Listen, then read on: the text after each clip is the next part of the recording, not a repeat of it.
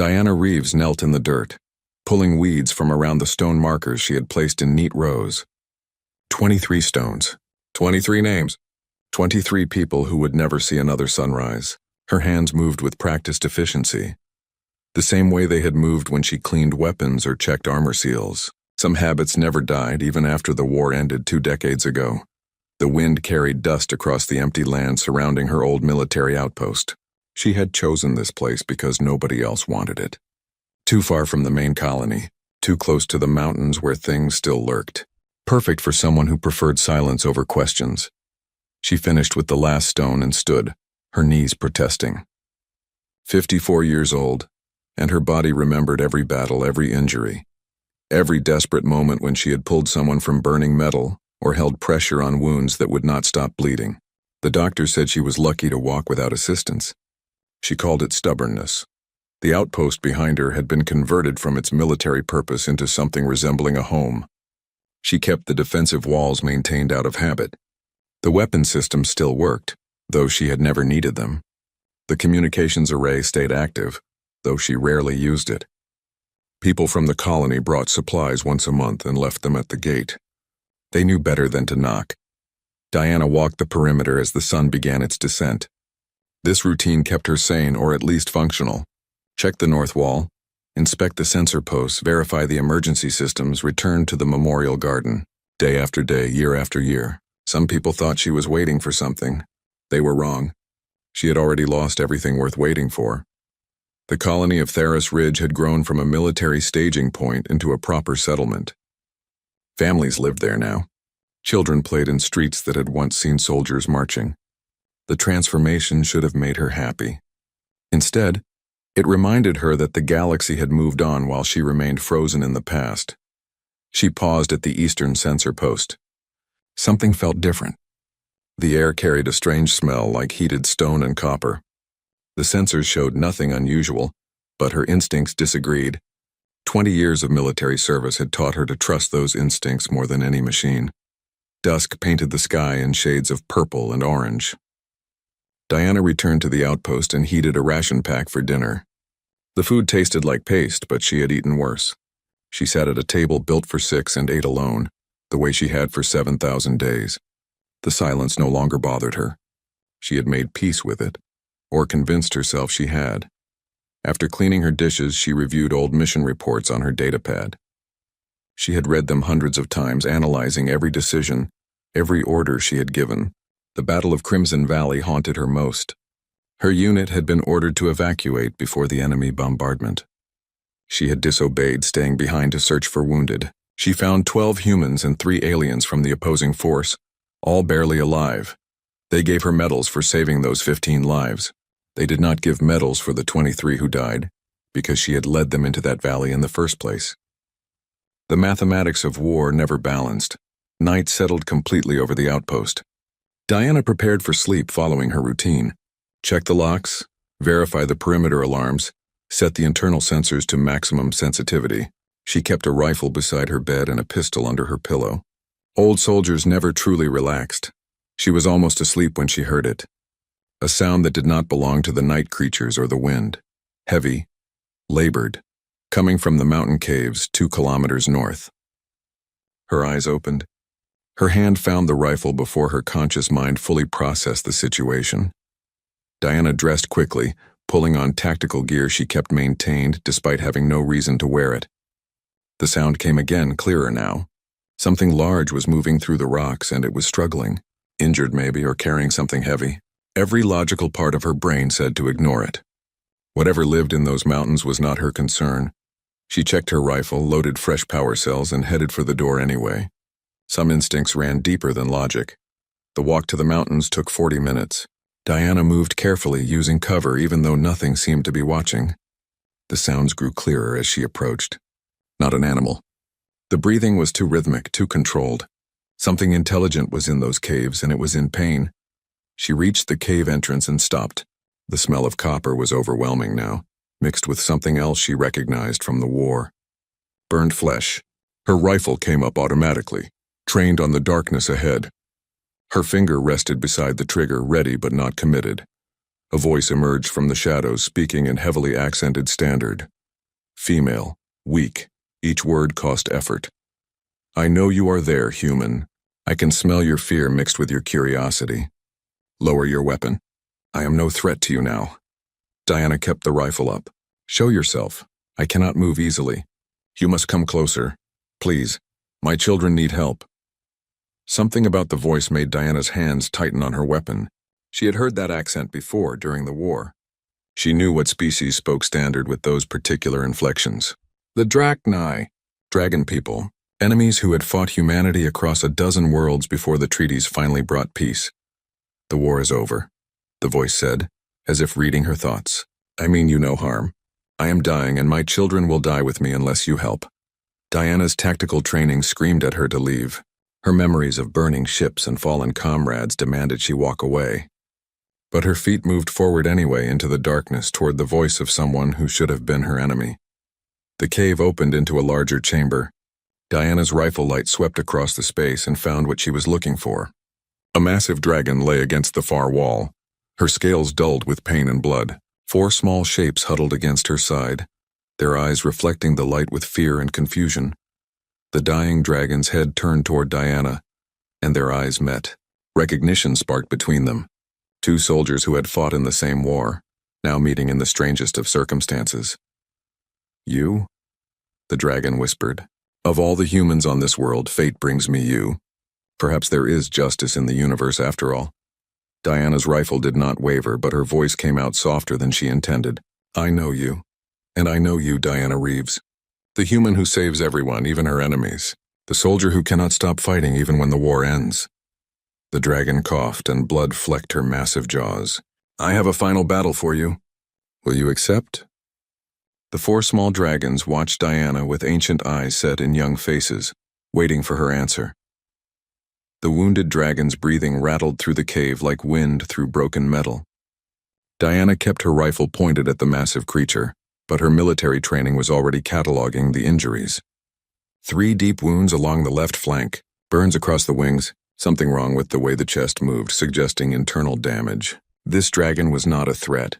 She was already dead, just taking her time about it. My name is Kara, the dragon said, her voice growing weaker. I know this is difficult for you. I know what my kind did during the war. What we did to your people. Diana's jaw tightened. Memories flooded back unbidden. Ships torn apart by dragonfire. Soldiers screaming as claws ripped through armor.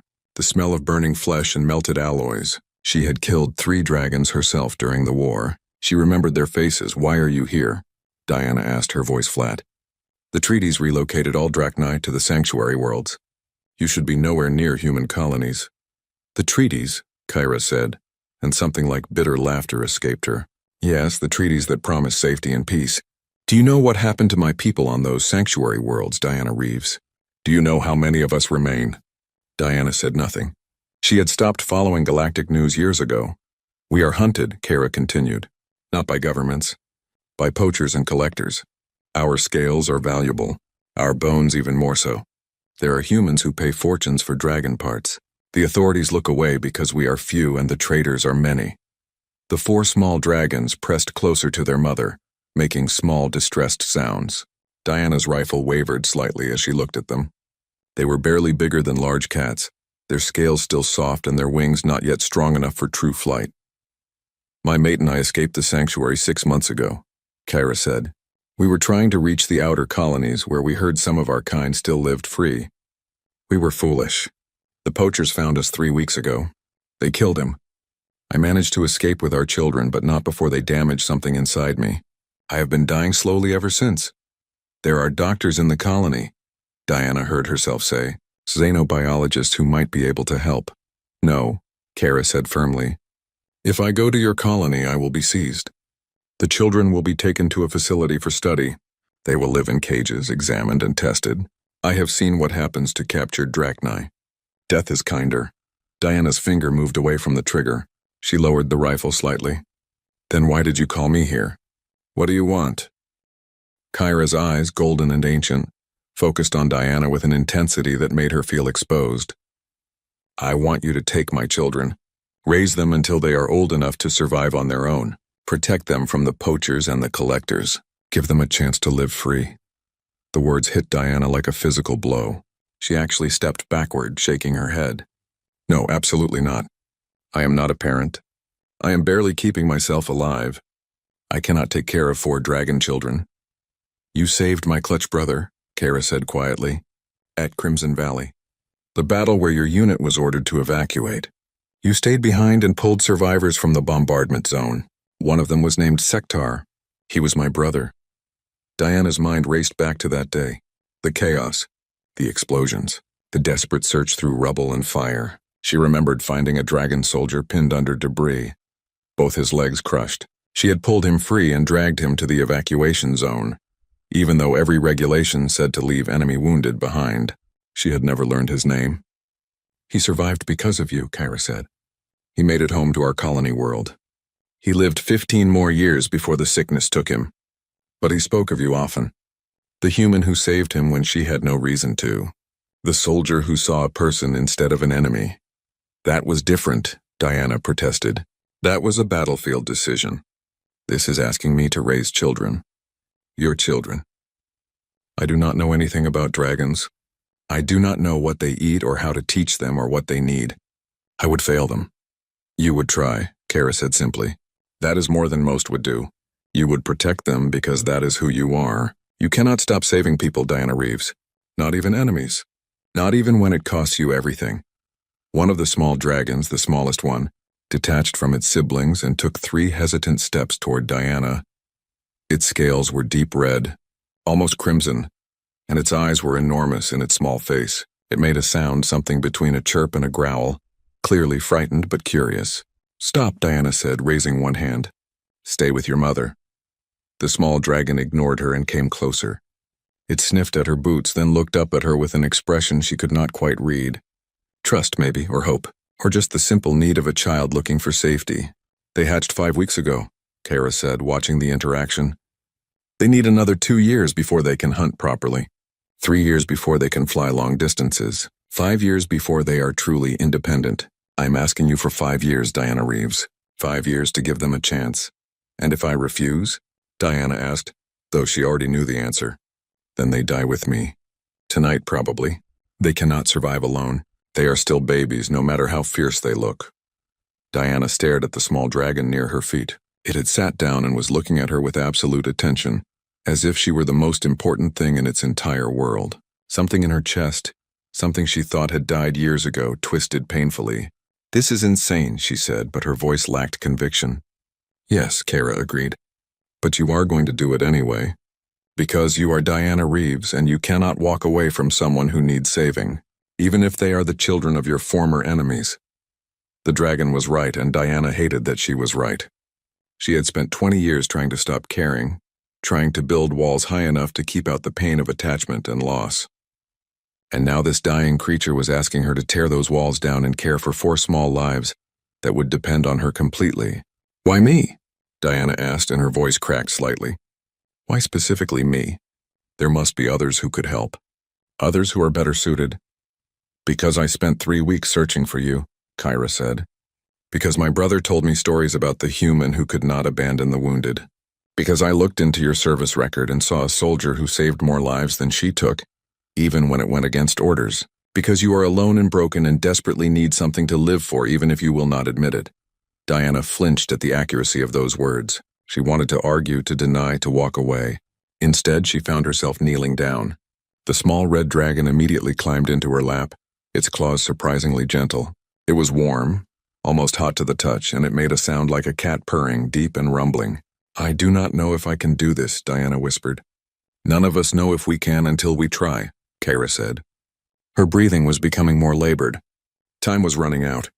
Will you try, Diana Reeves? Will you give my children a chance? The other 3 young dragons were watching now, still pressed against their mother but clearly aware that something important was happening. Their eyes glowed in the darkness, reflecting Diana's rifle light. Diana looked down at the small dragon in her lap. It had closed its eyes and was leaning against her chest, trusting her completely despite having just met her. Something inside Diana, some frozen place she had thought would never thaw, began to crack. Yes, she heard herself say. I will try. Kara's eyes closed briefly, relief washing over her features. Thank you, Come closer. Let them know you. Let them understand that you are safe. Diana stood carefully, still holding the small red dragon, and approached the dying mother. The other 3 young dragons watched her with a mixture of fear and curiosity. Kyra lowered her massive head, and Diana found herself standing close enough to touch the ancient scales. Their names, Kyra said softly. The one you hold is Spark, the brave one who went to you first. The largest is Ash. He will try to lead the others. The one with the scar on her shoulder is Cinder. She is bold and will test your limits. The quiet one watching everything is Smoke. She sees more than the others. Diana looked at each young dragon as Kyra named them. 4 small lives, 4 enormous responsibilities, 4 reasons to keep living.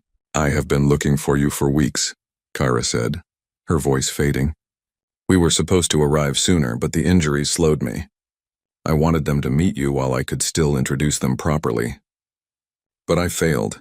They will have to meet their new mother without me to make the introduction easy. I am not their mother, Diana said automatically. You will be, Kara replied. Mothers are not always the ones who give birth.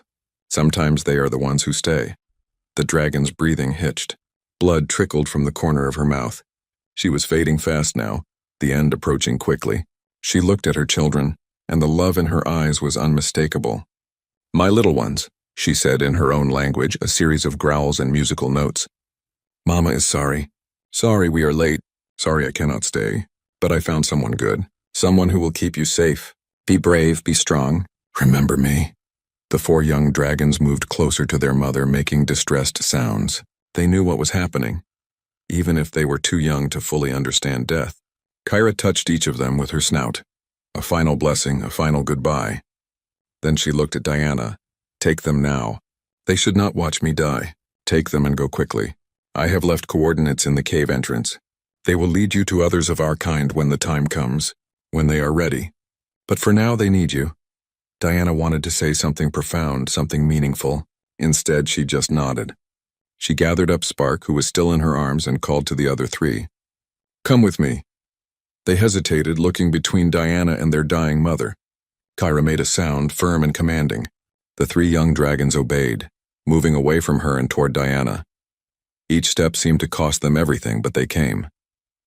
Diana led them toward the cave entrance, the 4 small dragons following. She did not look back. Behind her, she heard Kyra's breathing grow quieter, slower, until it stopped entirely. The silence that followed was absolute. At the cave entrance, the young dragon called Spark looked up at Diana's face. Its eyes were bright with unshed tears, if dragons could cry. It spoke in broken standard, the words clearly practiced and carefully memorized. Mama said you come. Mama, sorry we late. Diana's vision blurred. She pulled Spark closer and knelt down to gather the other 3 into an awkward embrace. 4 warm bodies pressed against her, seeking comfort from someone they barely knew. She had not held anyone in 20 years. She had forgotten what it felt like. You are not late, she whispered. You are exactly on time. And standing there in the darkness, surrounded by 4 orphaned dragons, Diana Reeves made a choice. She would not just survive anymore. She would live. She would protect these children with everything she had. She would become the parent they needed, even if she had no idea how to do it. The wind carried the smell of death and new beginnings. Diana stood, the young dragons clustering around her feet, and began the long walk back to the outpost. Her outpost, their home. Everything had changed. There was no going back to the quiet isolation she had built. Those days were over. She had 4 children now, and they needed her. For the first time in 20 years, Diana Reeves was no longer alone. Getting 4 young dragons back to the outpost without anyone noticing turned out to be harder than Diana had fought entire battles. Spark insisted on riding on her shoulders, tiny claws digging into her jacket. Cinder kept wandering off to investigate interesting rocks. Smoke moved like a shadow but kept stopping to watch the night sky with an intensity that made Diana nervous. Ash tried to keep his siblings together but lacked the authority to actually make them listen. By the time they reached the outpost walls, Diana was exhausted and the eastern horizon was showing hints of dawn.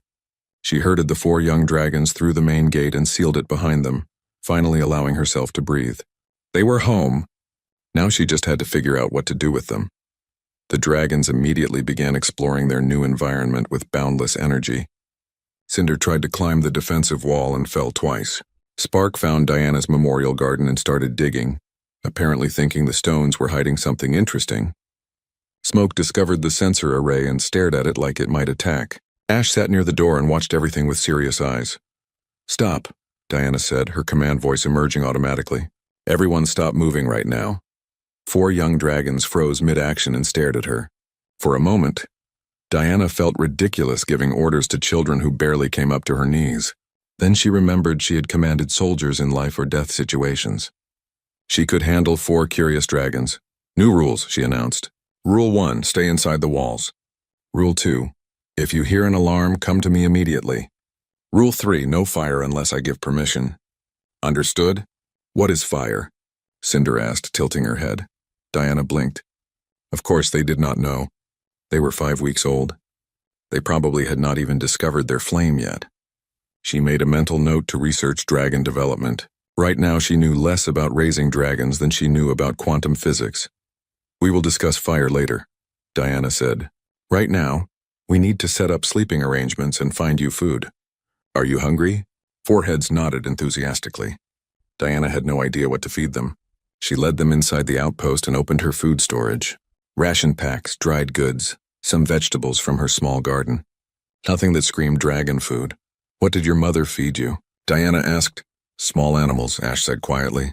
"And fruits. Mother said we need both meat and plants. Omnivores." Diana could work with that. She pulled out some dried meat and fresh vegetables from her garden. She chopped everything into small pieces and put it in 4 bowls. The dragons attacked the food with frightening enthusiasm, making happy sounds as they ate. While they ate, Diana tried to figure out the sleeping situation. Her quarters had 1 bed, 1 chair, and not much else. The main operations room might work as a temporary dragon bedroom. It had space and no equipment that could be easily broken. She gathered every blanket and cushion she owned and made 4 nests in the corners of the room. By the time the sun was fully up, all 4 dragons were asleep in their nests. Diana stood in the doorway watching them. Spark was curled into a tight ball. Cinder sprawled across 2 cushions. Smoke barely made a dent in her blanket, somehow seeming smaller when she slept. Ash had positioned himself closest to the door, even in sleep taking his role as eldest seriously. Diana had not slept. She spent the next hour researching dragons on her computer, learning everything she could about drachnide biology and development. They grew fast. In 6 months, they would be twice their current size. In a year, they would be as large as humans.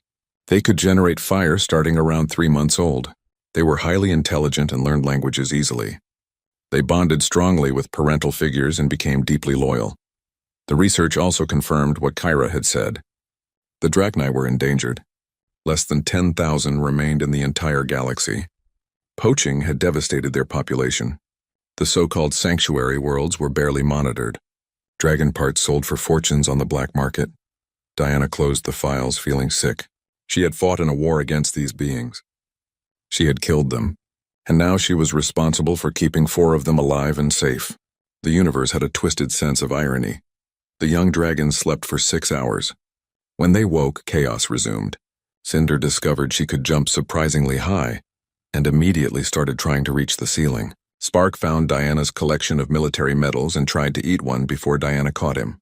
Smoke somehow got into a locked storage room, though Diana had no idea how. Ash followed Diana everywhere, clearly having decided she was the most important thing to monitor. Feeding them lunch involved more chopped meat and vegetables. Diana made a note to get more supplies.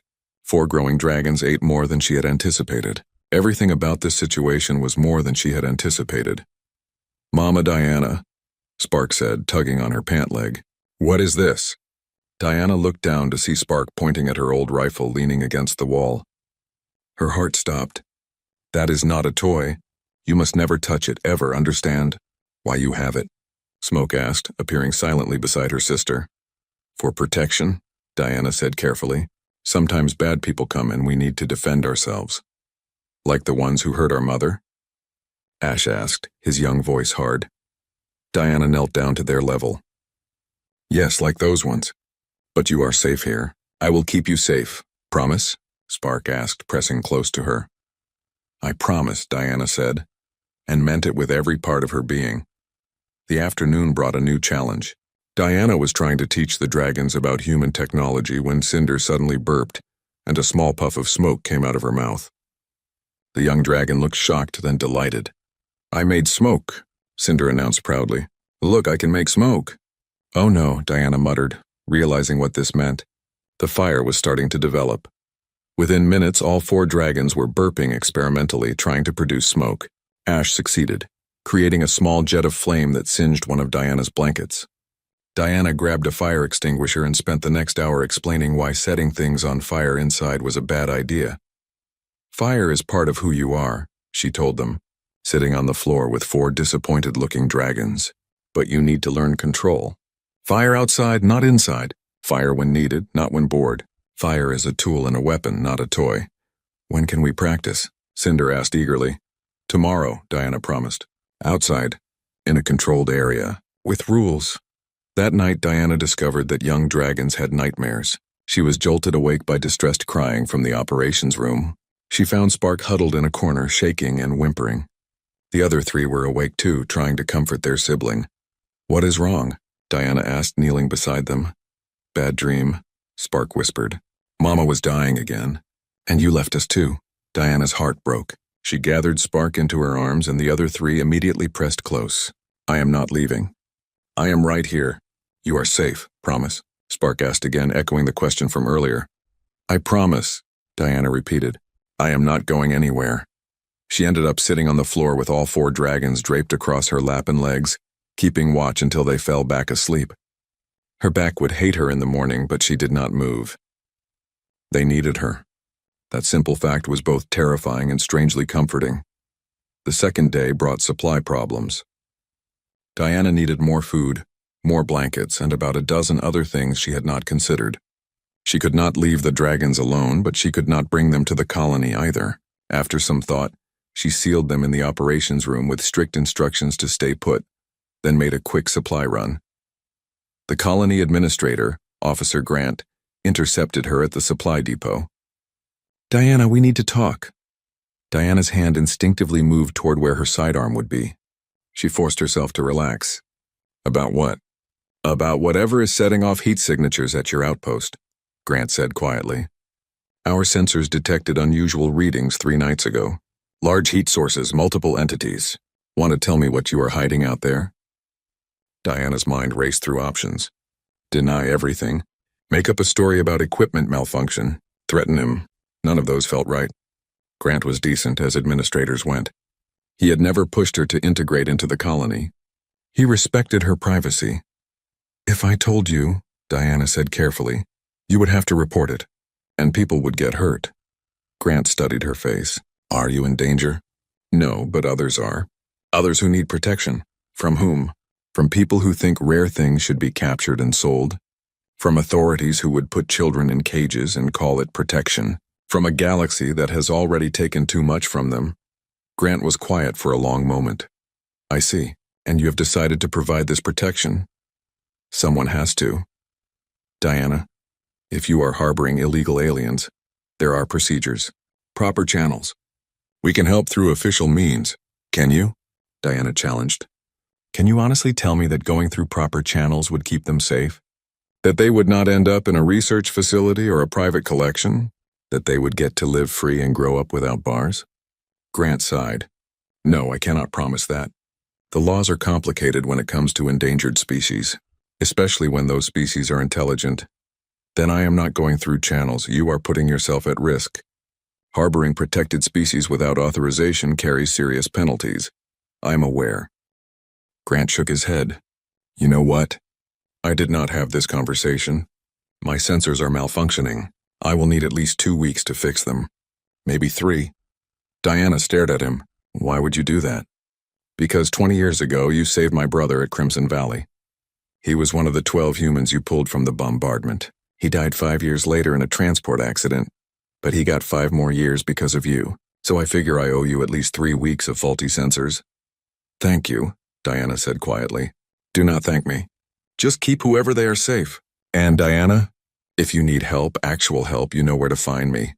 Diana nodded and finished her supply run. When she got back to the outpost, she found the operations room door open and all 4 dragons sitting outside it, looking guilty. We got out, Ash admitted. Smoke figured out the lock. Diana looked at Smoke, who was studiously avoiding eye contact. How? She watched you open it this morning, Cinder explained. She remembers everything. Diana made another mental note. Smoke was frighteningly observant and apparently very good with mechanical systems. She would need better locks. Much better locks. The rest of the day was spent setting up a training area outside where the dragons could practice their fire safely. Diana used her military expertise to create a controlled burn zone with fire barriers and extinguishing equipment. The dragons thought this was the best thing ever. Cinder managed to produce a flame as long as her arm. Ash created short, controlled bursts. Spark made tiny puffs that were more smoke than fire. Smoke watched her siblings for an hour before producing a thin, precise stream of flame that lasted for 30 seconds straight. Good control, Diana praised. All of you. But remember, fire is serious. It can hurt people. It can destroy things you do not want destroyed. You must always think before you flame. Like thinking before shooting, Ash asked, clearly having noticed Diana's weapons. Exactly like that. Power without control is just destruction. Control makes power useful. That night, Diana tried to sleep in her own bed while the dragon stayed in the operations room. She made it 2 hours before Spark showed up at her door, climbing onto her bed without asking permission. 5 minutes later, Cinder arrived, then Smoke. Finally, Ash, who looked embarrassed but determined. Diana gave up and let them all pile onto her bed. It was crowded and uncomfortable, and someone's tail kept hitting her face. But the dragon slept peacefully, and for the first time since Kyra died, they did not have nightmares. 2 weeks passed in a blur of feeding, training, teaching, and putting out literal fires when training did not go as planned. The dragons grew noticeably bigger. They learned more standard words daily. They started to develop personalities beyond basic traits. Cinder was brave to the point of recklessness and needed constant supervision. Spark was affectionate and emotional, crying when sad and laughing when happy. Smoke was analytical and quiet, often solving problems the others had not noticed existed. Ash was protective and serious, clearly feeling responsible for his siblings despite being only minutes older. Diana found herself settling into a routine. Morning training, afternoon lessons, evening meals together, nights spent telling them stories about the galaxy, carefully editing out the worst parts of the war. They asked about their mother often. Diana told them Kyra had been brave and strong and had loved them more than anything. She did not tell them about her own losses. Not yet, maybe someday. On the 15th day, Diana was teaching the dragons about human history when her perimeter alarms triggered. Someone was at the gate. She checked the cameras and saw a colony transport. Grant was driving and he was alone. Stay inside, Diana ordered the dragons. Do not come out no matter what you hear. Understand? 4 worried faces nodded. Diana sealed them in the operations room and went to meet Grant. He looked stressed. We have a problem. A big one. Galactic Council inspectors are coming. They will arrive in 2 days.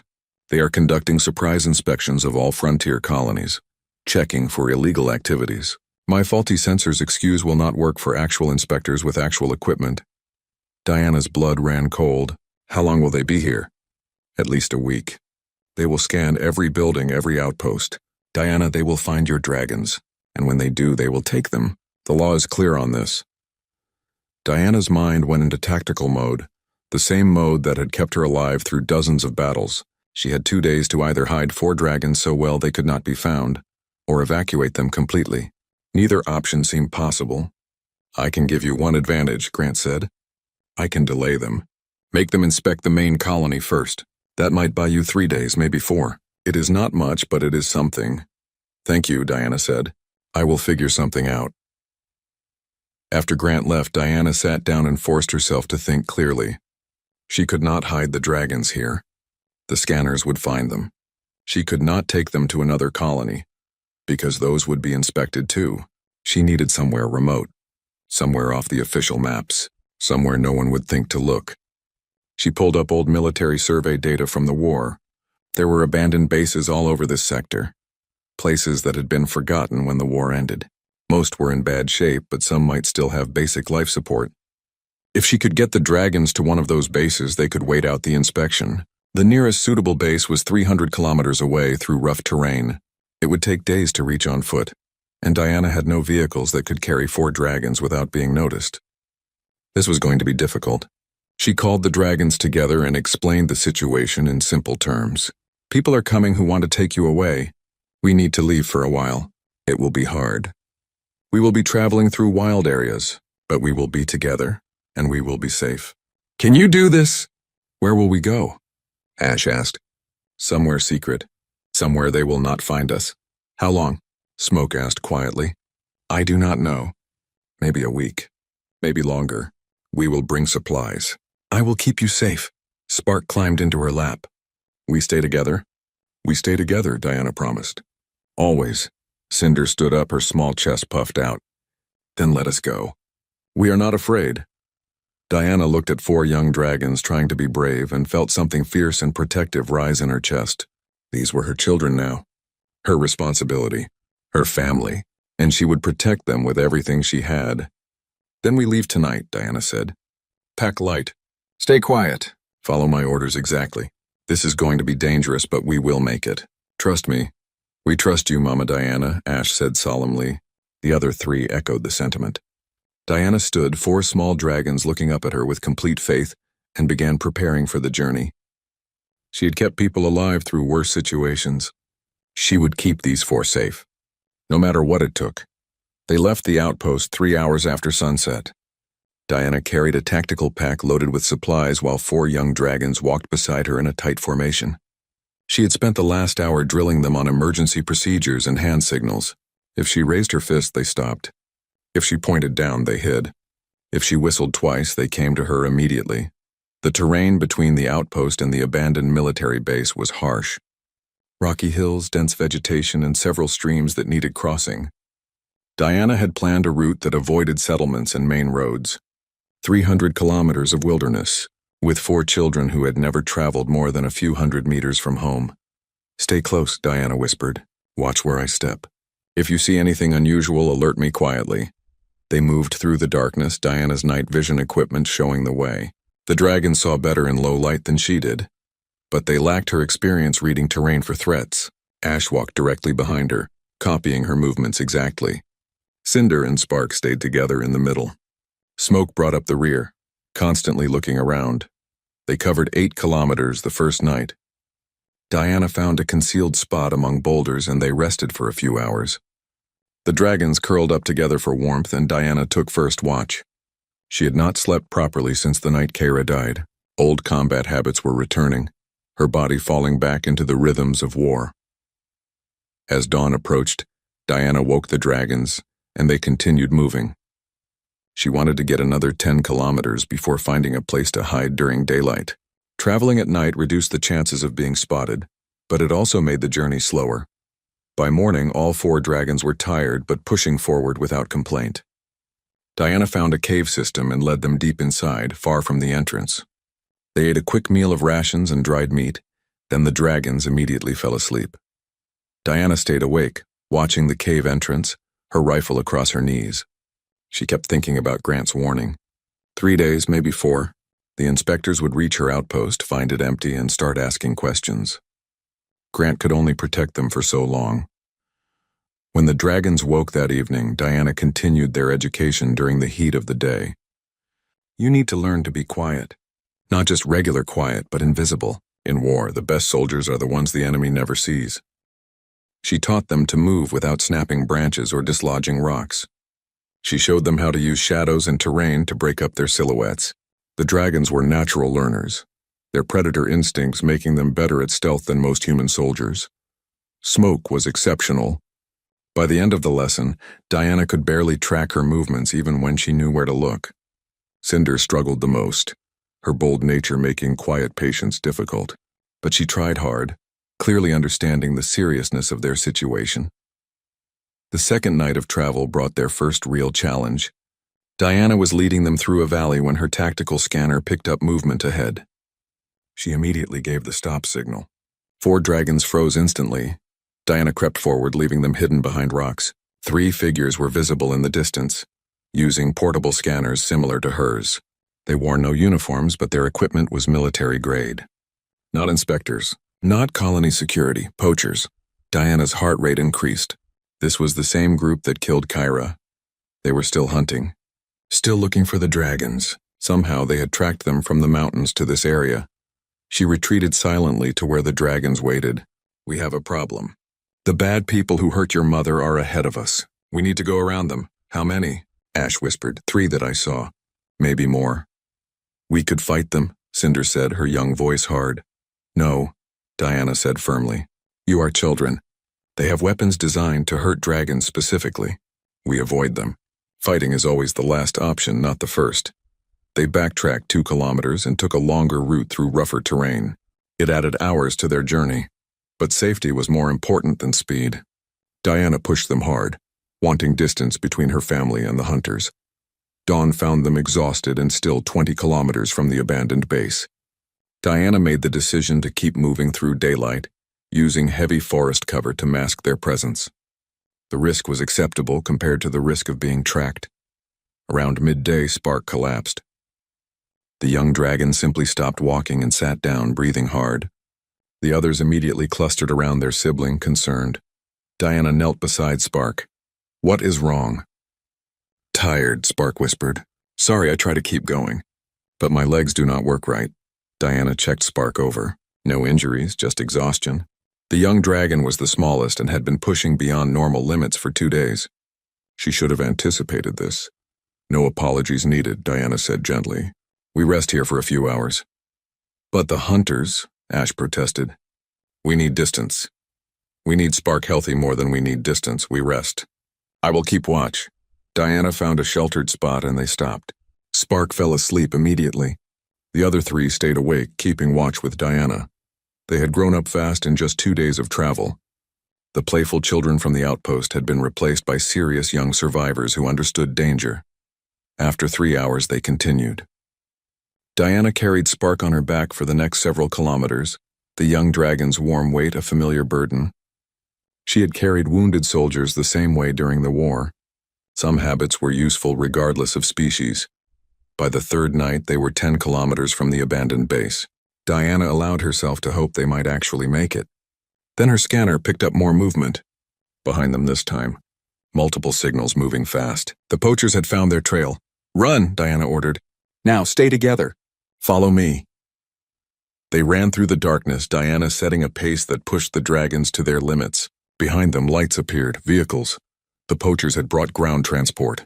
Diana and 4 small dragons on foot could not outrun machines. She changed tactics, leading them into rocky terrain where vehicles could not follow. The poachers would have to pursue on foot, which evened the odds slightly.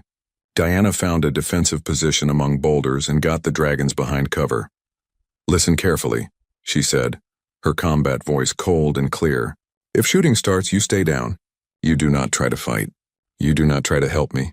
You hide and stay alive. Understand? We cannot let you fight alone, Ash protested. You can and you will. I am a soldier. This is what I do. Your job is to survive. That is an order. Smoke touched Diana's hand gently. What if you get hurt? Then Ash leads you to the base. The coordinates are in this device.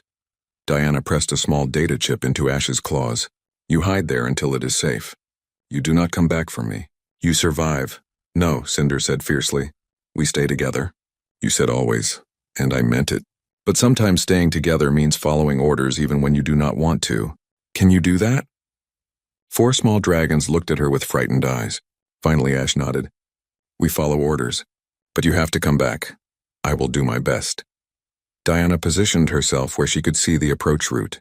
5 figures came into view, moving carefully through the rocks. They carried stun weapons and capture nets. They wanted the dragons alive. That was a tactical advantage. They would hesitate to use lethal force near their targets. Diana had no such restrictions. She fired once, the shot echoing through the night. One poacher dropped, his leg injured. The others scattered for cover. Diana fired twice more, keeping them pinned down. She was not trying to kill them. She was trying to convince them this hunt was not worth the cost. Return fire came, but it was poorly aimed. The poachers were used to hunting scared animals, not trained soldiers who shot back. Diana moved positions, fired again, moved again. Classic infantry tactics. Keep them guessing. Never stay still. One poacher tried to flank her position. Smoke's quiet voice came from the shadows. Left side. Moving through the trees. Diana adjusted her aim and fired. The flanker went down, stunned. 3 left. They were grouping up, probably planning a coordinated rush. Diana reloaded, calculating angles and distances. She could hold this position for maybe 5 more minutes before they overwhelmed her through numbers. Then fire bloomed in the darkness. Not Diana's weapon. Actual fire. Cinder had emerged from cover and breathed a stream of flame directly at the poacher's position. The men screamed and scattered, their equipment melting. Ash joined her, adding his own smaller flame. Smoke and spark created a wall of fire between Diana and the hunters. "Get back in cover," Diana shouted, but the dragons ignored her. They advanced, 4 young children moving together, their flames creating a barrier no human could cross. The poachers ran, abandoning their wounded and their equipment. Within seconds they were gone. Diana's legs felt weak. The dragons had just saved her life. These children she was supposed to protect had protected her instead. She did not know whether to be proud or terrified. The 4 dragons returned to her, their flames dying down. They looked shaken but determined. Cinder spoke first. "You said fighting is the last option. They were going to hurt you. That made it the last option." Diana knelt down and pulled all 4 into a fierce embrace. "You could have been hurt. You could have been captured. So could you," Ash said quietly. "We are a family. Families protect each other." Diana's vision blurred with tears she had not shed in decades. Yes, they do. But do not ever scare me like that again." "We make no promises," Cinder said, and despite everything, Diana laughed. They reached the abandoned base 2 hours before dawn. The facility was in rough shape, but the basic structure was intact. Diana got the power systems running and secured the entrance. Only then did she allow herself to sit down. The dragons gathered around her, clearly worried. "Are you hurt?" Smoke asked. "No, just tired. And proud. You all did well tonight. Better than well. You saved us." "We learned from the best," Ash said simply. They slept through the day, all 5 of them piled together in the old command center.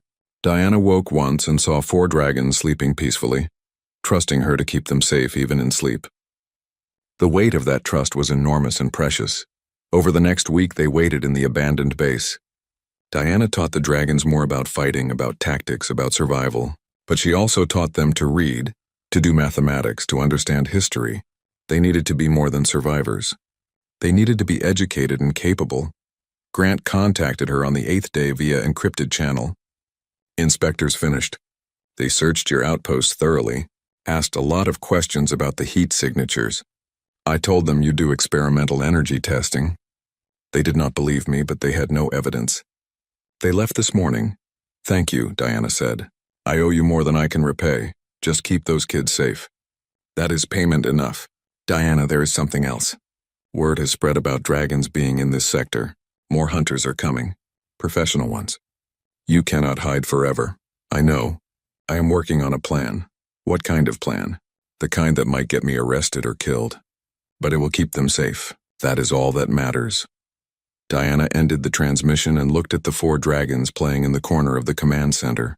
They had grown so much in just 3 weeks. Larger, stronger, more capable. But still children who needed guidance and protection. She activated her computer and accessed files she had not touched in 20 years.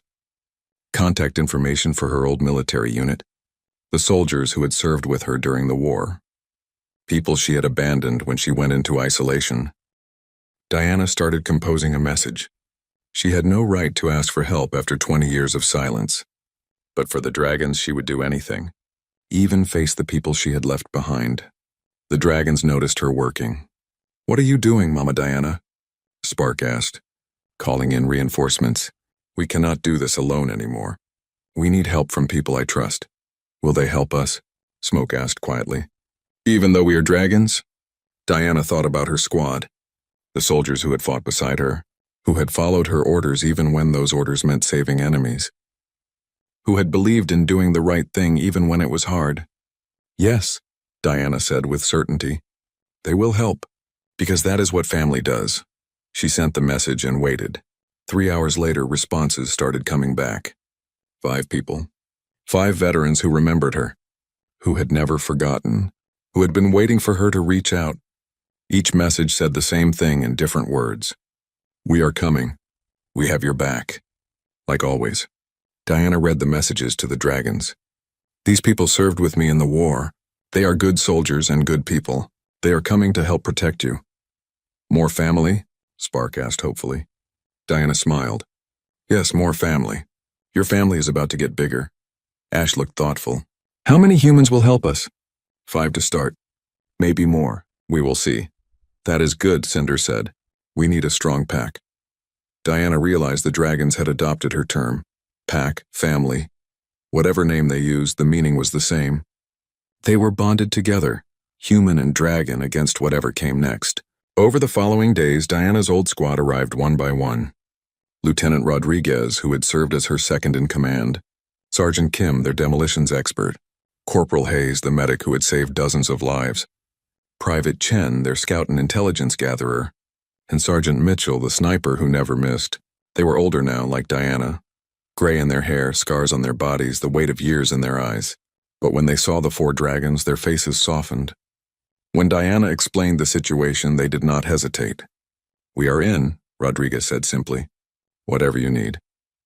The dragons were shy at first, hiding behind Diana, but gradually they warmed to the newcomers.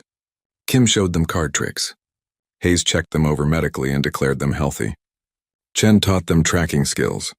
Mitchell demonstrated his rifle and explained how precision worked. That night they sat around a fire inside the abandoned base. 5 human veterans and 4 young dragons. Diana looked around at faces she had not seen in 20 years and felt something she had thought was gone forever. Hope. We have a problem, Diana said. The poachers are not going away. More are coming. We need a permanent solution. Something that keeps the dragons safe forever, not just until the next inspection or the next hunt. What do you have in mind? Rodriguez asked. Something radical. Something that will make us all outlaws. I want to create a sanctuary. A real one, not a government facility. A place where dragons can live free, protected by people who believe in doing the right thing. Here? Mitchell asked. No, somewhere more remote. Somewhere off the official maps. There are dozens of abandoned military bases in this sector. We convert one into a sanctuary. We spread the word quietly to other dragons. We become the protection that the authorities will not provide. Hayes leaned forward. Diana, that is a massive undertaking. We are talking about going against council law. Harboring protected species. Possible prison time if caught. I know.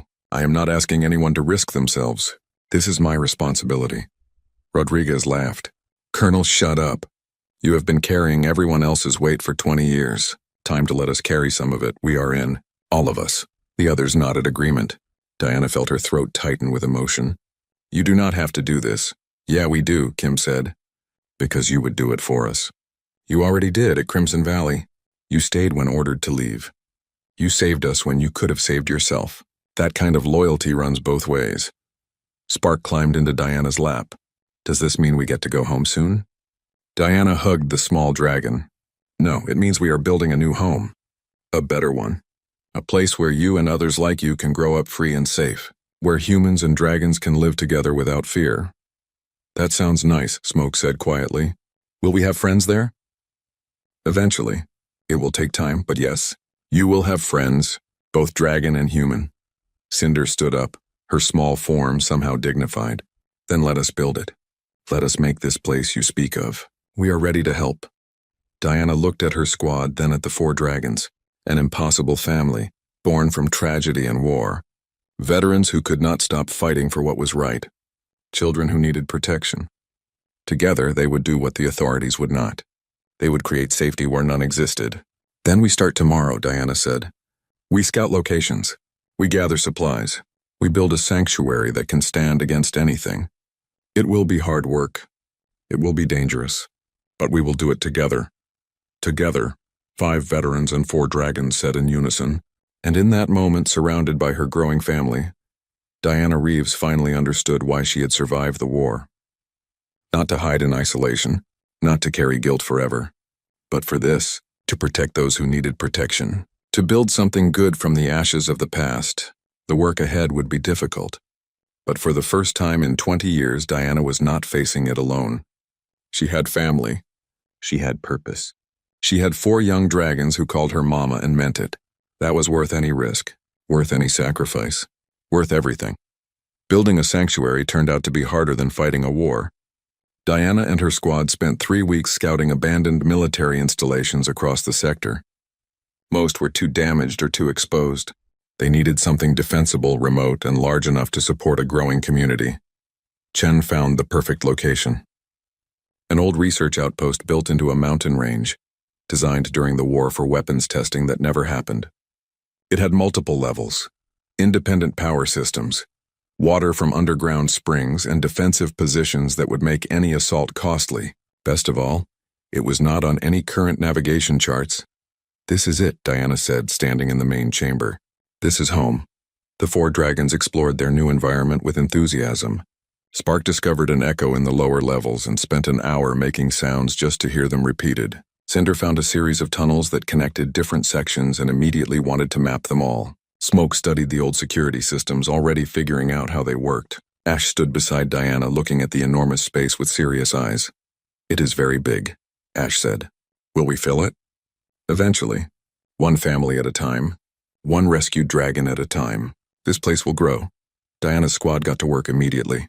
Rodriguez oversaw structural repairs. Kim handled the power systems and weapons emplacements. Hayes set up a medical bay with supplies scavenged from multiple sources. Chen established a perimeter monitoring system. Mitchell created defensive positions with clear firing lines.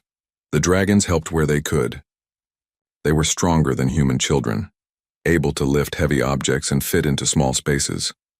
They learned to use tools and follow complex instructions. At 6 weeks old, they were already as capable as human teenagers in many ways. Diana established contact with Officer Grant, who agreed to quietly supply them with materials. He asked no questions about what they were building, but his messages always ended with, "Stay safe." Other colonists started helping too, people who had heard rumors and approved. The underground network supporting the sanctuary grew organically. 2 months after arriving at the mountain base, Diana received their first refugee. A teenage dragon named Flare arrived half-starved and terrified, having escaped from a collector's private zoo. Rodriguez found him hiding near the perimeter and brought him inside. The 4 young dragons immediately surrounded Flare, asking questions and offering food. Diana watched, her heart swelling. This was what she had hoped for. Dragons finding safety. Community growing, Flare stayed. He taught the younger dragons things about their culture that Diana could not. Songs in the dragon tongue, stories from before the war, traditions that had nearly been lost. In return, Diana's dragons taught him that humans could be trusted. That family was not limited by species. More dragons came over the following weeks. Some were adults who had been hiding in isolation, alone and afraid. Others were young ones who had lost parents to poachers or illness. The sanctuary population grew to 15 dragons of various ages. Each arrival reinforced why this place needed to exist. The humans expanded too. 3 more veterans answered Diana's call. Then 5 colonists from Theros Ridge who wanted to help. Then a xenobiologist named Dr. Wells who believed dragons deserved better than cages. Within 3 months, they had 28 humans and 15 dragons living and working together. Spark appointed herself the official greeter for new arrivals. She would rush to meet newcomers, tell them everything about the sanctuary in a rapid stream of words, and insist on giving them a tour. Diana watched her youngest dragon blossom from a scared child into a confident young host. Cinder took charge of security training. She taught the younger dragons to recognize threats and respond appropriately. Her bold nature made her a natural leader, though she still tested Diana's patience regularly. Like the time she decided to explore a collapsed tunnel without permission and got stuck for 3 hours. Smoke became the sanctuary's unofficial engineer. She studied every system, understood how everything connected, and could fix problems before most people knew they existed. She remained quiet, but her actions spoke volumes. Diana often found improvements made overnight, Smoke's work evident in the precise repairs. Ash grew into his role as the eldest dragon in Diana's immediate family. He mediated disputes between younger dragons, helped organize work schedules, and watched over everyone with quiet dedication. He was the one Diana could rely on completely, her second in command in everything involving the dragon community. 4 months into the sanctuary project, reality caught up with them. Diana received a coded message from Grant. Council investigators are asking questions. They know something is happening in this sector. They are sending enforcers to investigate. You have maybe 2 weeks. Diana gathered her core group. Rodriguez, Kim, Hayes, Chen, Mitchell, Dr. Wells, Flair, and her 4 dragons. The authorities are coming. We have 2 choices. We can scatter and hide, or we can stand our ground and make this official. What do you mean by official? Wells asked. I mean, we declare ourselves an independent sanctuary. We make our case publicly. We show the galaxy what we have built here and challenge them to shut it down in front of everyone. Rodriguez leaned back in his chair. That is incredibly risky. The council does not like being challenged. They could come down hard. They could, Diana agreed. But they also respond to public opinion. If we broadcast what we are doing, if we show dragons and humans living together peacefully building something good, it becomes harder to justify using force against us. Kim grinned. You want to fight a propaganda war instead of a shooting war. I like it. We are still prepared to fight if necessary, Mitchell added. But making them the bad guys if they attack is smart. Ash spoke up, his voice steady despite his young age. What happens to the dragons if this does not work? If the council takes us anyway? Diana met his eyes. Then we fight. We hold this sanctuary until you are all evacuated to safety. The humans will face whatever consequences come, but you will be free. No, Cinder said fiercely. We fight together. We do not abandon family. You are children, Diana said gently. It is our job to protect you. Smoke, who rarely spoke in groups, surprised everyone by standing. We are young, but we are not helpless. You have taught us to defend ourselves. You have given us a home worth defending. Let us stand with you. The other dragons, young and old, echoed her sentiment. Diana looked at Rodriguez, who shrugged. Colonel, you gave people the choice to fight beside you during the war. Give them the same choice now. Diana knew he was right. She could not protect them from everything. Sometimes protection meant letting them choose their own path. All right. We stand together. Everyone who wants to leave can leave with no judgment. Everyone who stays helps build our defense and our message. No one left. Over the next 2 weeks, they prepared for both battle and broadcast. Mitchell reinforced defensive positions. Kim created contingencies for every scenario. Hayes stockpiled medical supplies. Chen set up early warning systems. Rodriguez coordinated it all with military efficiency. Diana worked with Wells and several older dragons to create a broadcast message. They documented everything. The sanctuary's construction, dragons learning alongside humans, children playing together, adults working side by side, peaceful cooperation where the authorities insisted only separation could exist. Spark helped record footage, narrating with enthusiasm about how the sanctuary worked. This is the learning center where Dr. Wells teaches us about science. This is the training hall where Cinder teaches combat. This is the garden where we grow food together. This is home. The message was powerful because it was simple and true. This place worked. Different species could live together. The old fears and hatreds could be overcome. The Council's policies of separation and containment were not just unnecessary, they were wrong. Diana scheduled the broadcast to go out on all public channels simultaneously. She added her own statement at the end. I am Diana Reeves, former colonel in the Unified Defense Forces. 20 years ago, I fought in a war against the Drachnai. I killed their soldiers. They killed mine. We were taught to see each other as enemies, as threats that must be eliminated. But war does not reveal truth. It reveals fear. When the war ended, I learned that dragons are not monsters. They are people. They love their children. They mourn their dead. They want what all beings want: safety, family, purpose. The Council tells us that dragons must be controlled, contained, separated from society. I am here to tell you that is a lie. This sanctuary proves cooperation is possible. These dragons and humans prove that former enemies can become family. We are not criminals. We are pioneers, building a future where species work together instead of apart. Judge us by our actions, not your fears. The broadcast went live 3 hours before the enforcers arrived. By the time Council ships appeared in orbit, the message had already spread across the galactic network. Public response was immediate and divided. Some called them heroes. Others demanded immediate arrest. The debate exploded across every news platform. 5 council ships landed 2 kilometers from the sanctuary entrance. Diana watched them on the security monitors. 50 enforcers, armed and armored. She opened a communication channel. This is Diana Reeves. We are monitoring your approach. We have no desire for violence. We request the opportunity to present our case formally before any action is taken. The response came from an official-sounding voice.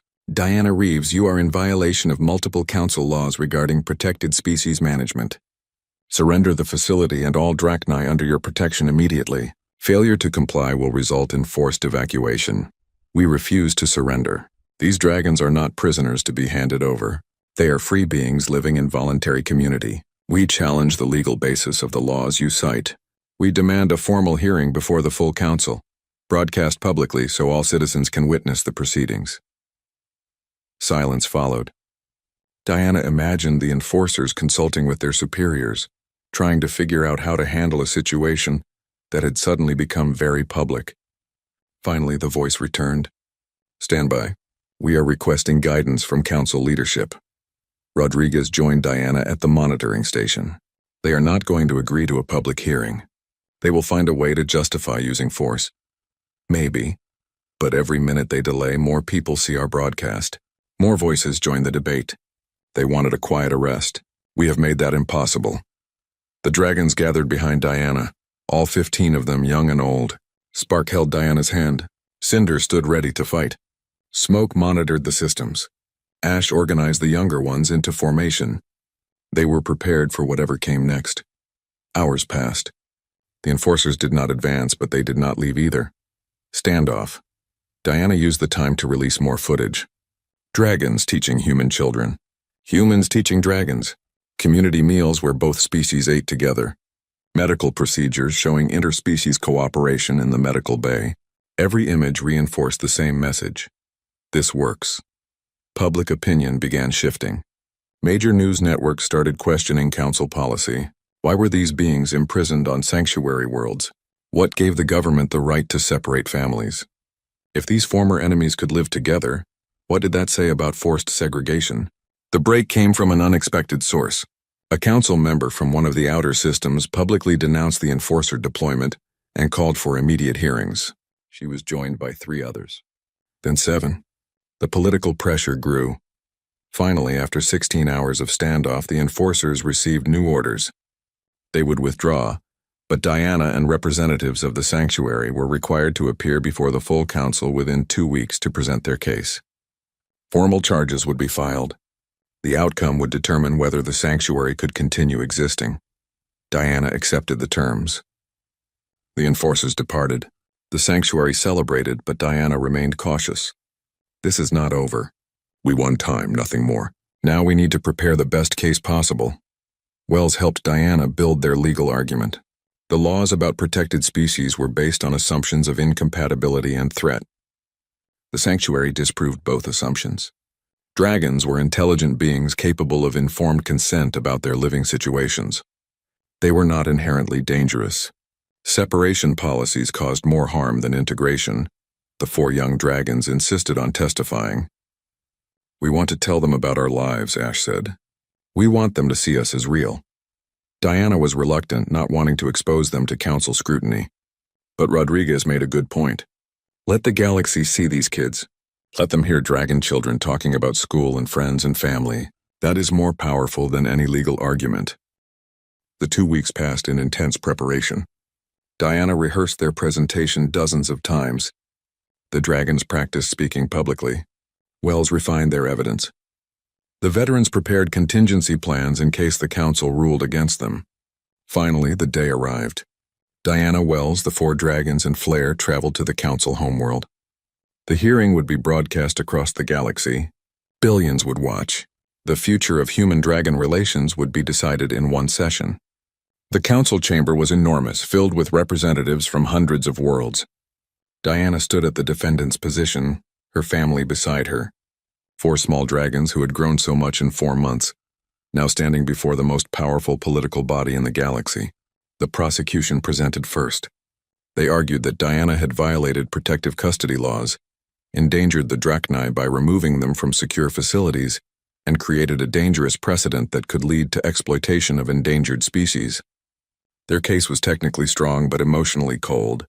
Then Diana spoke. She told Kara's story.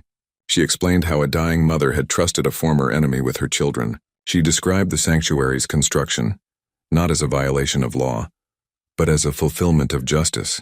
She presented evidence of dragon intelligence, capability, and desire for self-determination.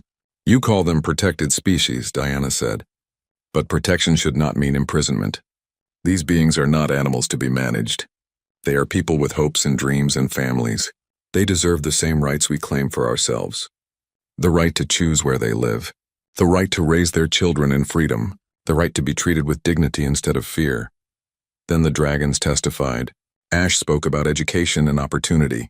Cinder talked about security and mutual defense. Smoke described the engineering projects where dragons and humans collaborated. Spark told stories about friendship and play, but it was Spark's final statement that changed everything. The young dragon looked directly at the council members and asked a simple question. Do you have children? Do you love them? My mama died protecting us, but she found us a new mama who loves us just as much. Mama Diana is human. We are dragons. But love does not care about species. Family does not care about old wars. Why do you? The chamber fell silent. Diana saw tears on faces throughout the audience. The prosecution had no response to that kind of raw honesty. The council deliberated for 3 hours. When they returned, the senior member spoke. We find that while Diana Reeves did technically violate protective custody laws, those laws were based on assumptions that no longer hold. The evidence presented shows that Drachnai can integrate successfully with other species. That voluntary cooperation is possible.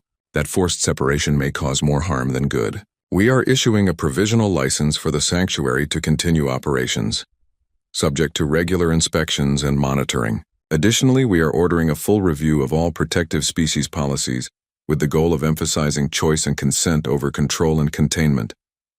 The chamber erupted, some in celebration, others in protest.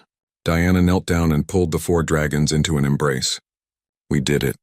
You did it. You showed them who you really are. We go home now? Spark asked. Yes, we go home.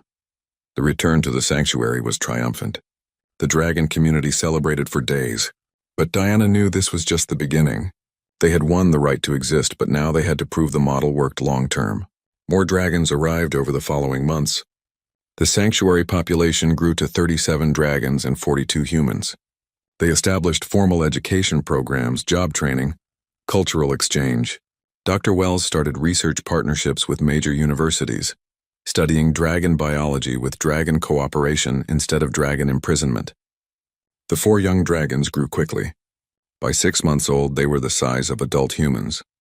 By 9 months, they were learning to fly properly, practicing in the mountain valleys under Mitchell's supervision. By a year old, they were fluent in 3 languages and could handle complex mathematics. They remained Diana's children throughout. They still climbed into her bed when they had nightmares, though they no longer fit comfortably. They still came to her with questions and problems. They still called her Mama, and she was proud every time they did. Other sanctuaries started forming, inspired by their success. Former military bases across the sector were converted into safe havens. The network grew organically, protected by veterans who believed in the cause. The council allowed it because public support was overwhelming. Diana's 4 dragons became ambassadors. They traveled to other sanctuaries, helped integrate new refugees, taught younger dragons what they had learned. They proved every day that the old hatreds could be overcome, that former enemies could become family. 5 years after that night in the cave, Diana stood in the sanctuary's main hall watching a graduation ceremony. 15 young dragons, including her 4, were completing their advanced education. They would go on to various careers, some staying at sanctuaries, others venturing into the larger galaxy. Ash had decided to become a teacher. Cinder wanted law enforcement, determined to stop poachers. Smoke was pursuing engineering. Spark planned to work in interspecies relations. After the ceremony, Spark found Diana in the garden. The memorial stones had been relocated here, now accompanied by a statue honoring Kyra. Mama, I have been thinking about something. What is that? Diana asked. Mother told you we were late, that night in the cave. Do you remember? I remember everything about that night. We were not late, Spark said quietly. We arrived exactly when we were supposed to. When you needed us as much as we needed you. Mother knew that. She found you specifically because you needed saving too. Diana felt tears on her face. You think she was healing me as much as asking me to help you? I know she was. You were alone and hurting. You needed a reason to keep living. We gave you that reason. You saved us, but we saved you too. That is how family works. Diana pulled Spark close, this dragon who was no longer small but would always be her youngest. When did you get so wise? I learned from the best, Spark said simply. That evening, Diana sat in her quarters surrounded by family. Her 4 dragons, now young adults but still her children, Rodriguez and the other veterans still fighting the good fight, Wells still researching and learning, Grant, who had traveled from Theris Ridge to attend the graduation. They talked about the future. New sanctuaries being planned, dragon candidates for council positions, integration programs in major cities. The world was changing slowly but definitely, and it had started here, in this mountain sanctuary with 1 broken soldier and 4 orphaned dragons who found each other in the darkness. Tell the story, one of the younger dragons asked. About how it started? About Mama Diana and the first 4. Diana looked at her children. They nodded encouragement. So she told the story, about a dying dragon mother and a lonely soldier, about children who arrived saying their mama was sorry they were late, about choosing to love again despite the risk of loss, about building family from the ruins of war. The younger dragons listened with rapt attention. This story was already becoming legend, the foundation myth of the sanctuary movement, but Diana knew the truth was simpler and more profound. It was about seeing past fear to recognize need, about choosing connection over isolation, about understanding that family was not defined by blood or species, but by love and commitment and showing up for each other day after day. When she finished the story, Spark added her own ending. And they lived together, human and dragon, building something new. Proving that the only thing stronger than old hatreds is new love. Proving that chosen family is just as real as blood family. Proving that we are never too broken to heal. Never too alone to find connection. Never too late to start again. Diana looked around at the faces watching her, human and dragon both, and knew she had found what she had been missing for 20 years. Purpose. Family. Home. She had gone into that cave expecting nothing to change. She had found 4 small dragons and rediscovered her reason for living. They had been late, arriving weeks after their mother intended. But Spark was right. They had arrived exactly when they were needed, and Diana had been waiting for them all along, even though she had not known it. 10 years had passed since that night in the cave.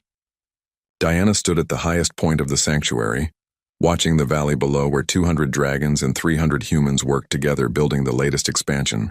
The single refuge had grown into a network of 12 sanctuaries across 4 sectors. The movement had become something larger than she ever imagined. But today was not about the movement. Today was personal. Footsteps behind her announced Ash's arrival.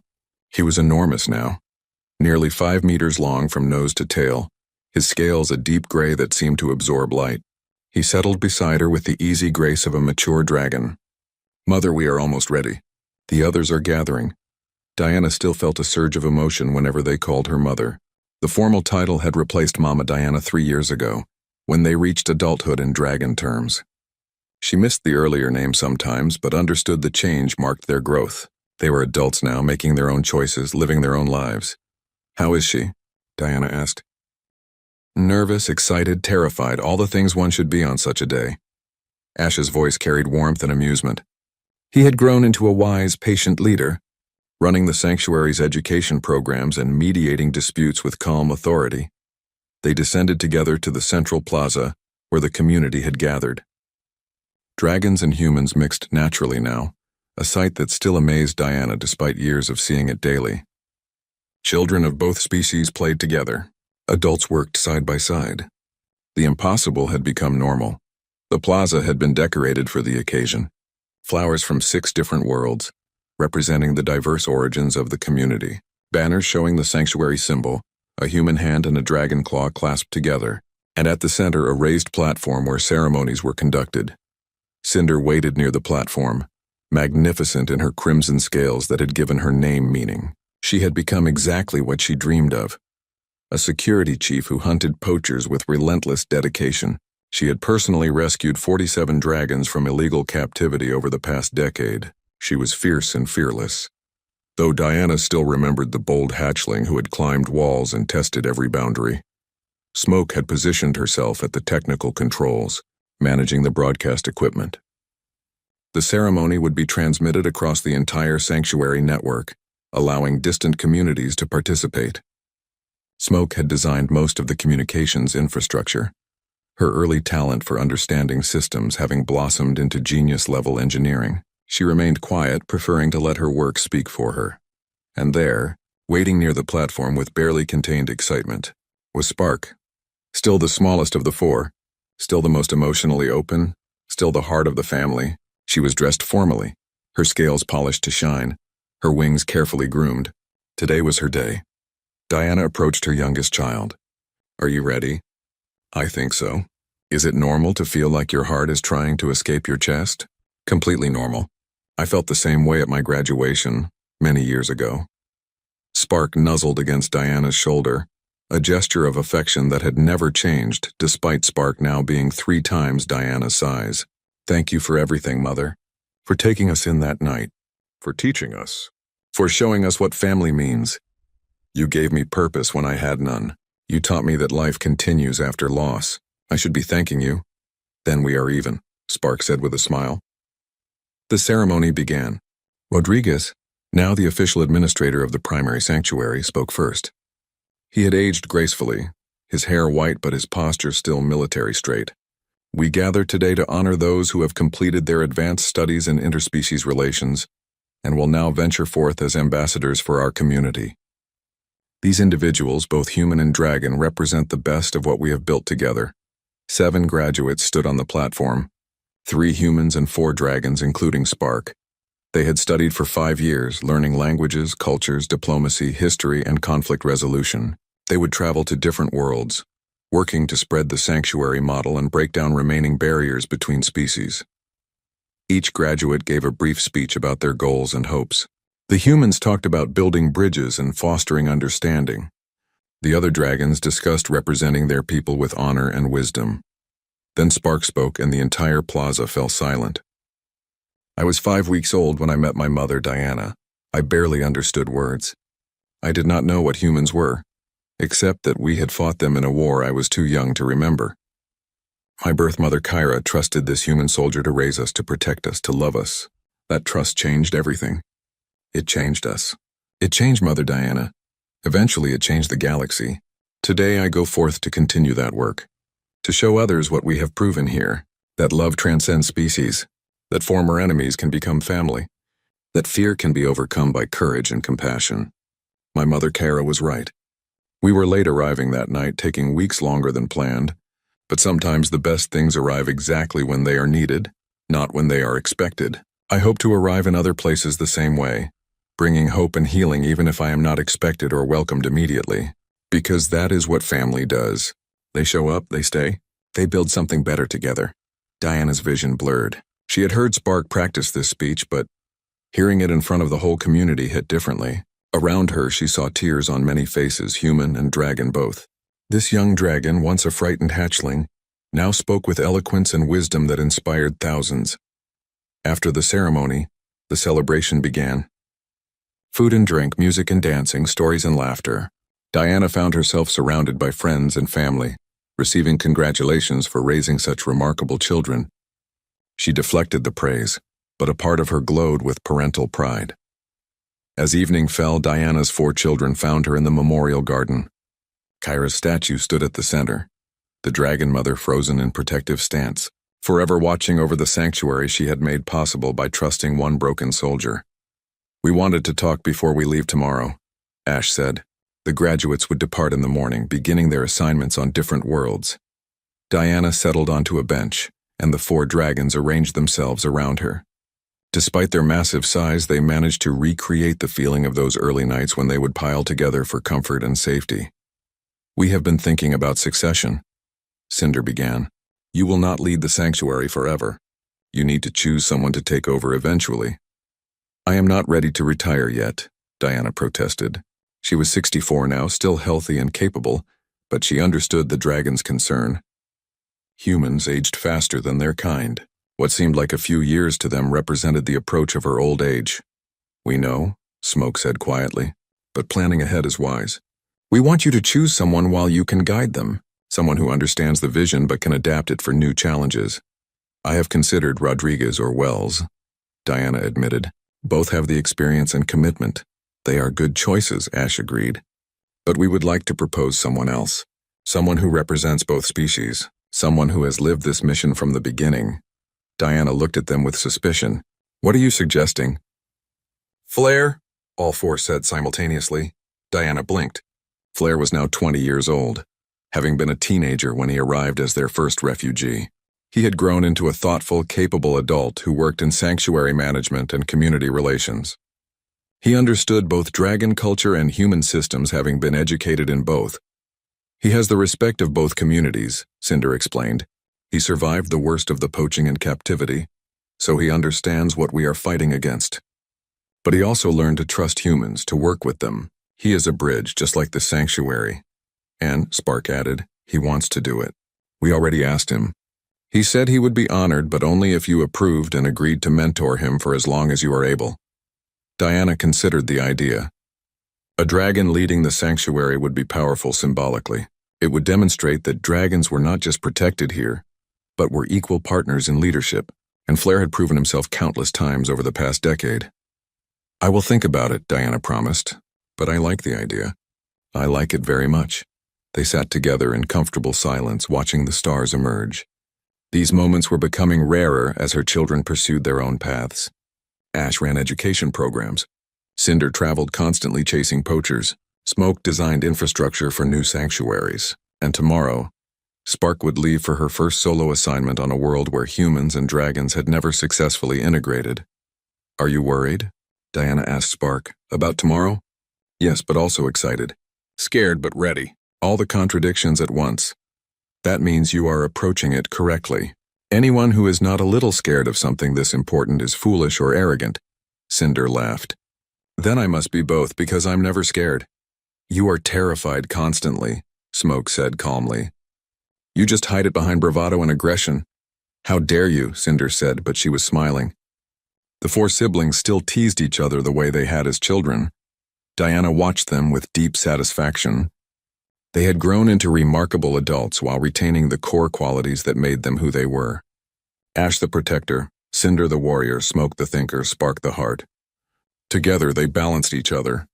Apart they would struggle, but that was why family existed, to provide balance and support when individual strength was not enough. I am proud of you, Diana said quietly. All of you. Every single day you exceed my hopes and expectations. You are exactly what your birth mother Kyra wanted you to be. Free, strong, compassionate, brave. She would be proud too. She gave us life, Ash said, but you taught us how to live. Both matter equally. They stayed in the garden until late, sharing memories and making plans. This was what Diana had built. Not just a sanctuary of buildings and systems, but a family that would outlast her. Children who would carry the vision forward and adapt it for future challenges. A legacy of love and cooperation instead of fear and separation. Finally, they returned to Diana's quarters. She expected them to return to their own homes, but instead, they arranged themselves around her bed the way they had as hatchlings. One last night together before we scatter, Spark explained. Like the old times. Diana climbed into bed, surrounded by four massive dragons who somehow still fit in the space through careful arrangement. Spark's head rested near Diana's pillow. Cinder sprawled across the foot of the bed. Smoke curled along one side. Ash positioned himself on the floor but close enough to touch. Tell us a story, Spark requested. One we have not heard. Diana thought for a moment, then began. This is the story of a soldier who forgot how to live. She survived a terrible war, but she lost the ability to see purpose in survival. She built walls around her heart and told herself they protected her from pain. She waited in isolation for 20 years, convinced she was waiting for nothing. And then one night she followed sounds into a cave and found a dying dragon who asked her to do something impossible. To raise children who should have been enemies. To become a mother when she believed she was only a weapon. To open her heart when she had spent 2 decades keeping it closed. We know this story, Cinder interrupted. It is our story. Yes, but you know it from your perspective. Let me tell you mine. That night I planned to refuse. I had a dozen good reasons. I was broken, incapable, unprepared. But then a small red dragon walked up to me despite being terrified. She looked at me like I was the answer to every question she had ever asked. And I realized something. I was not waiting for nothing. I was waiting for this. For you four. For a purpose that would fill all the empty places the war had created. Your mother Kyra knew that. She understood that saving you would save me. That was why she searched for me specifically. Not because I was the best choice, but because I needed you as much as you needed me. Diana felt tears on her face. After all these years, that night in the cave still moved her deeply. You taught me that family is not about blood or species or tradition. It is about choosing to love someone and then showing up every day to prove that love is real. It is about protecting those who need protection and accepting protection when you need it. It is about building something together that could not exist alone. And, Spark prompted, knowing there was more. And you gave me the best 10 years of my life. You turned my survival into living, my isolation into community, my guilt into purpose. I went into that cave carrying the weight of all the people I could not save. I came out carrying 4 dragons who needed saving. That exchange transformed me. You transformed me. Smoke's quiet voice emerged from the darkness.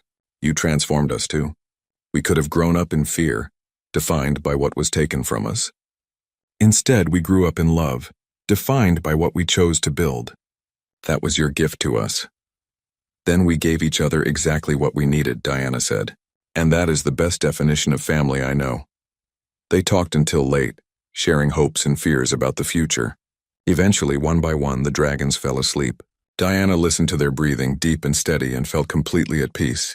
She knew she would not live forever. In another decade, perhaps 2 if she was lucky, her body would fail. But she was not afraid of death anymore. She had done what she was meant to do. She had built something that would continue without her. She had raised children who would carry the vision forward and adapt it for their own time. Most importantly, she had loved and been loved in return. That was enough. That was everything. Diana fell asleep surrounded by her family, knowing that when morning came they would scatter to different worlds and different missions. But they would always be connected, always be family. Always remember the night when a dying dragon mother entrusted 4 small children to a lonely soldier, and both species learned that the only thing stronger than old hatreds is new love. Morning arrived too quickly. Diana woke to find her 4 children already awake, watching the sunrise through the window. Time to go, Ash said gently. They gathered their belongings and made their way to the landing platform where the transport waited. Other community members had assembled to see the graduates off. Speeches were given. Promises were made. Tears were shed. Finally, Diana stood with each of her children individually for private goodbyes. Ash first. Lead with wisdom, protect with compassion, teach with patience. You have all those qualities already. Trust yourself. I learned from the best, Ash replied. He touched his forehead to Diana's, a dragon gesture of deep respect and love. Thank you for seeing me as more than the eldest. For letting me be young when I needed to be. Cinder next. Fight for justice, not revenge. Protect others, but do not forget to protect yourself. Come home when you need rest. We will always be here. I will make you proud, Cinder promised. Her embrace was fierce and brief, emotions too strong for extended contact. I will stop the ones who hurt us. I will make sure no other hatchlings lose their mothers the way we did. Smoke third. Build things that last. Solve problems others do not see. But remember that efficiency is not more important than connection. Make time for joy. I will try, Smoke said softly. You taught me that the best systems support people, not the other way around. I will remember. Her goodbye was quiet but deep. A gentle nuzzle that spoke volumes. Finally, Spark. Diana's heart broke a little looking at her youngest, knowing Spark would be farthest away and facing the hardest assignment. Be the heart you have always been. Show others what you showed the Council 10 years ago, that love transcends species, that chosen family is real family, that we are never too broken to heal.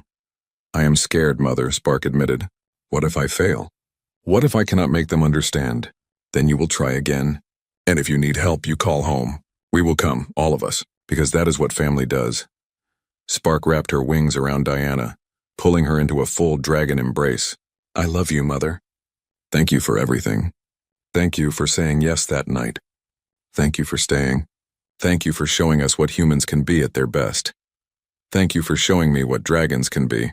Thank you for giving me purpose. Thank you for being my children. They held each other until the transport pilot announced departure time. Spark pulled back, wiped her eyes with one claw and smiled. I will make you proud. You already have. Every single day since I met you. Diana stood with the other families and friends watching the transport lift off. It rose into the morning sky, carrying her children toward their futures. Part of her wanted to call them back, to keep them safe within the sanctuary walls forever. But that was not love. Love meant letting them fly, trusting their training, believing in their strength. Rodriguez joined her at the railing. They will be fine. You trained them well, I know. But being a parent means worrying regardless of logic. Welcome to the club. I have 3 grandchildren now and I still panic when they climb trees. Diana smiled. She had watched Rodriguez's family grow, witnessed him become a grandfather, saw the joy that role brought him. She would never have biological grandchildren. But perhaps someday Ash or Cinder or Smoke or Spark would have their own families. She could be grandmother then, continuing the cycle of love and protection. The transport disappeared into the clouds. Diana remained at the railing, feeling the weight of transition. A chapter of her life was closing. Her children were adults now, pursuing their own paths. Her role as primary caregiver had ended. She was entering a new phase, one where she could guide and advise but must trust them to make their own choices. It felt both liberating and terrifying. Come on, Rodriguez said. We have a sanctuary to run, and I believe you have someone to mentor. He gestured toward Flair, who waited respectfully at a distance. Diana approached the young dragon. My children tell me you are interested in leadership training. If you are willing to teach, I am eager to learn. This place saved my life. I want to help it save others. Then let us begin. First lesson, leadership is not about having all the answers. It is about creating space for others to find solutions together. It is about listening more than speaking. It is about serving the community rather than commanding it. Flair nodded seriously, already taking mental notes. Diana felt a spark of excitement. This was a new purpose, a new way to contribute. Teaching the next generation of leaders, ensuring the sanctuary would thrive long after she was gone. They walked together through the sanctuary, Diana pointing out important features and explaining decisions that had shaped the community. Other dragons and humans joined them, adding their own perspectives and experiences. The conversation grew into an impromptu leadership seminar, exactly the kind of collaborative learning that made the sanctuary special. As the day progressed, Diana realized something important. She was not finished. Her children were grown, but her work continued. There were more refugees to rescue, more communities to build, more barriers to break down. And now she had the time and energy to focus on those larger goals instead of just immediate childcare. That evening, Diana returned to the memorial garden. She stood before Kara's statue, looking up at the fierce protective stance of the dragon mother who had started everything. Your children are doing well, Diana said aloud. They are strong and brave and compassionate, just like you wanted. They are changing the galaxy, one connection at a time. And I am still here, still fighting, still protecting. I will watch over all of them for as long as I am able. That is my promise to you. The statue offered no response, but Diana felt a sense of peace anyway. She had kept her promise. She had raised 4 dragon children into remarkable adults. She had built a community where both species thrived. She had transformed her guilt and isolation into purpose and family. Diana thought about that night 10 years ago. 4 small dragons approaching, their young voices saying words their mother had taught them. Mama said you come. Mama, sorry we late. They had not been late. They had arrived exactly when they were needed. When she needed them as much as they needed her. And now, 10 years later, they were still exactly where they belonged. Not necessarily together physically, but connected by bonds that transcended distance. Family spread across the stars, carrying the same vision, working toward the same goals. Diana left the garden as full darkness fell. Tomorrow would bring new challenges, new opportunities, new chances to make a difference. She looked forward to all of it.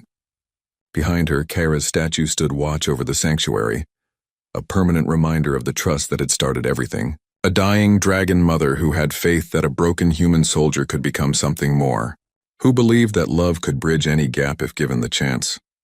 That faith had been justified. The sanctuary stood as proof. 200 dragons living free and safe. 300 humans who had chosen compassion over fear. 12 communities across 4 sectors, all built on the same principle. Family is what you choose, not what you are born into. And at the center of it all, one woman who had learned to live again by saying yes to 4 small dragons who needed her. Who had discovered that the best way to heal your own wounds is to prevent others from suffering the same pain. who had proven that it is never too late to change, to grow, to love, to build something better. Diana Reeves, former colonel, retired soldier, protective mother, and living reminder that the greatest battles are not fought with weapons, but with compassion. She returned to her quarters and prepared for sleep. Tomorrow would be busy. There was always work to be done, always more dragons to rescue, always more humans to educate. But tonight she allowed herself to rest, knowing her children were safe and her community was strong. Just before sleep claimed her, Diana whispered one final truth into the darkness. "Thank you, Kara, for trusting me, for saving me by letting me save them, for teaching me that family is the greatest purpose of all." And somewhere in the universe, 4 dragons who had once been small and scared were now strong and brave, carrying that lesson forward into new worlds and new challenges, proving every day that love transcends species, that former enemies can become family, and that the only thing stronger than old hatreds is new hope. The story that began with "Mama, sorry we late" had become a legend that would inspire generations.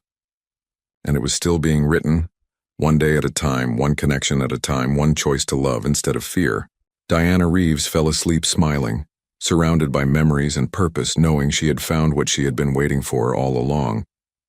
Not an end to the pain, but a reason to carry it, not forgetting the past, but building something better from its lessons. And in the end, that was enough. That was everything. The end.